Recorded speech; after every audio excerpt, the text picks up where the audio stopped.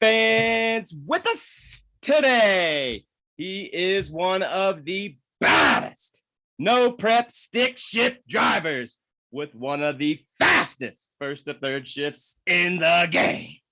Coming to us from the Bluegrass State, ladies and gentlemen, I give to you Chris Kerr. Hello, how are you? How's it going, my man? Going really good. Man, it's an honor to have you on the E's and B's podcast. And as we always do here on each and every Friday, we sometimes bring a guest on. This week, we've got Backwoods Garage's Chris Cook. Like I said, one of the baddest stick shifters out there in the game. We're going to dive a little bit into his history, find out what makes him tick, what are some of his favorites, and some other stuff. Are you ready to get into this, my man? I am. Let's do it. Hey, tell my fans and listeners out there, Chris, how did you get your start in the racing world? Just hanging around with buddies that raced. We got involved with racing in the late 90s, and then through the early 2000s, life kind of took over, and we found ourselves on pause until 2019. We've been back ever since.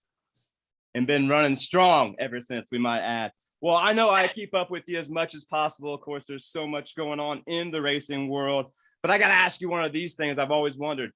Why do you choose stick shift over everything else? It's most like, for me, it's definitely the mindset of the fellow competitors. It's a lot closer knit class. The guys get along. There's really no animosity. It's just a great group of people, and that's what I want to be. That's what I want to be about. Of course, I can agree with you on that for sure. Like we always say here on the E's and B's, one of the favorite things that we love the most about it is the family atmosphere. And of course, that's kind of how we got introduced. Obviously, some of the past interviewees I've had on here led me to you. And it's just that family atmosphere, the thing that I love the most. And of course, that's why we're diving a little bit into you this Friday here. Let me ask you this, Chris. What's your favorite part of stick shift racing?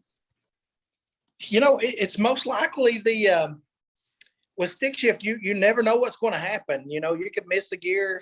They're pretty aggressive. So really just seeing how everything's going to shake out is my favorite part. Yeah, I can agree. Definitely puts a little added pressure on you when it comes time to hammer down. And I got to say, man, I think I've seen you be pulling the front tires past first gear for sure. So I know you definitely got that down pretty good, in my opinion anyways. Let me ask you this. If there's anything you could change about the stick shift division, what would it be and why? I would probably change the fact that it's getting to where they don't really want to be a part of it unless they know they can win.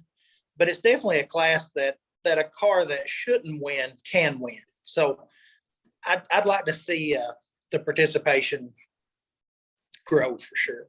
I can agree. Definitely the field growing would obviously bring more eyes to that field as well. But I think too that maybe just maybe an added bonus or something would maybe as well grow that field. But I got to say, it is one of the most interesting and fun divisions to watch. Let's switch gears a little bit here on them, Chris, and get into a little bit of fun things as we do here on the E's and B's. As you know, we are a breakfast related podcast, and we always ask this question here to all of our interviewees. You're having breakfast tomorrow, Chris, with any celebrity or race car driver out there. Who are you having breakfast with, and what are you guys having? That's a really good question.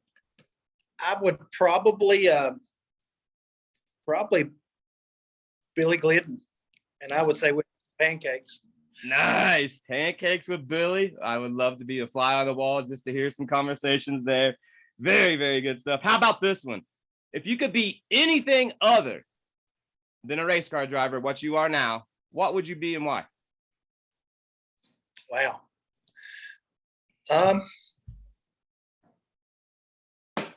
That's a really good question.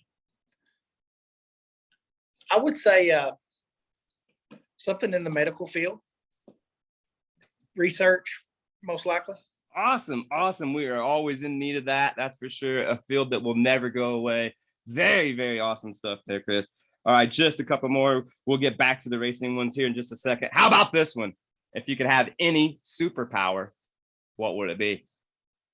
Well, I know what Robbie wished for, but I think I just want to fly. Yeah, all right. I could agree with you. I think, that would take away my fear of flying if I could fly. So therefore, it also add an advantage if you're racing. Very, very good answer, I gotta say. All right, let's get back to the racing talk a little bit here. Just got a few more handful questions to ask you. And then, of course, as we always do, we'll turn the tables over to you, let you get some of your sponsors out there, and let all the fans and listeners know what you got coming up. But I gotta ask you this, Chris. What's your favorite name for a race car?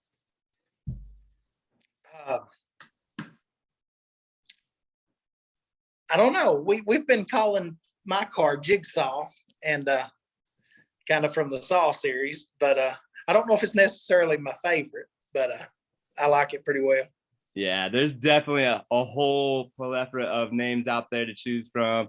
We could go on for days on some good ones, but I do gotta say Jigsaw is a very, very good, interesting name to have for one of the baddest stick shift cars out there. How about this? You're gonna win the biggest race of your career, and you know it. Who do you want to win it against, and why?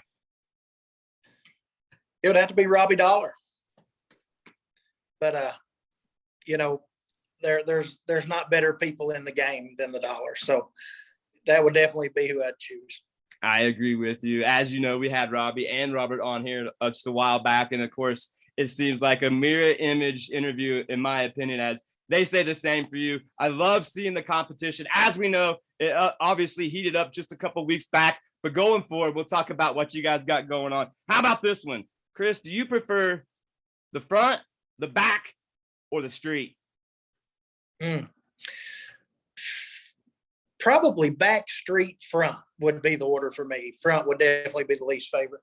The front's the least favorite. Why is the front the least favorite for you? The front puts you racing wallets more than talent. I mean, the back in the street really puts a lot of pressure on the driver to be good in the tuning. The front, the traction's there. It's just who's the strongest. Yeah, I can agree there.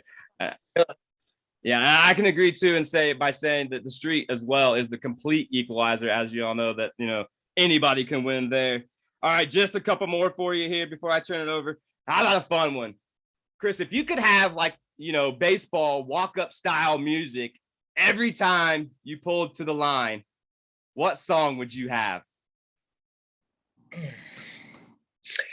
Most likely for me, Unforgiven by Metallica. Nice, old school. I think the crowd would definitely be with you on that, pulling for you as that music drops, just like it would anywhere else. Very, very good stuff. All right, my man, gotta ask, when it's all said and done, my friend, what do you want the Chris Cook Backwoods Garage legacy to be? I would definitely want it to be associated with great sportsmanship, a humble guy, and a fierce competitor. If it ends with all those things, we've succeeded. Well, I gotta say, in the very short time of knowing you and the following you there on the social medias, your path is already well proven. You're on a good path, and you're a great person. And I cannot wait to see what the future holds. But before I let you go, Chris, I'm gonna turn the tables over to you. Tell our fans and listeners out there a little bit about your YouTube channel, what you got going on, and also give a shout out to your sponsors. The floor is yours, my man. Okay. The YouTube channel kind of started mostly because my dad couldn't travel with me due to health problems. So the YouTube channel was started basically just to let him kind of be there without being there. And, it's not got a huge following yet. It's I think we're 440 followers, or subscribers, but, I'm surprised that 440 people are interested in watching a couple of hillbillies race cars, but that's kind of how it started. And if there's one person willing to watch it, I'm willing to make them. So we're going to keep it on. And, I've got a lot of help. My right-hand man, Seth Collins, I couldn't do it without him. We'd been racing for 2 or 3 races, and he kind of jumped in and started helping me, and he's been by my side at every race. Definitely my son. He's a huge part of it. a few local businesses around the house. Kentzer Brothers Auto, they supply over nitrous, and they help us there. Newman Racing supplies all the fuel, and Jacob Lamb races a Coyote stock car. He help is a lot different than financial. It's not always financial. So the knowledge and a lot of help he's gave us on the car, we wouldn't be where we are without him. And a whole host of friends and family and monetary sponsors. We don't have any, but we have a lot of friends willing to help us out when we need it with other things. Awesome stuff. All right, Chris, tell us where you're going to be at next and what you got going on. This weekend, we'll be in Coburn, Virginia at Twin River Raceway, and I think it's going to be the biggest field of stick shift cars I've ever raced with. So we're pretty excited.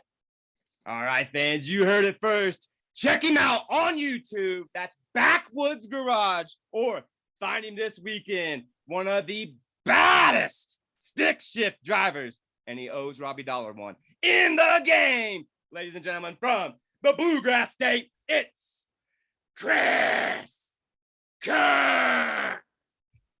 Thanks, my man. You're welcome.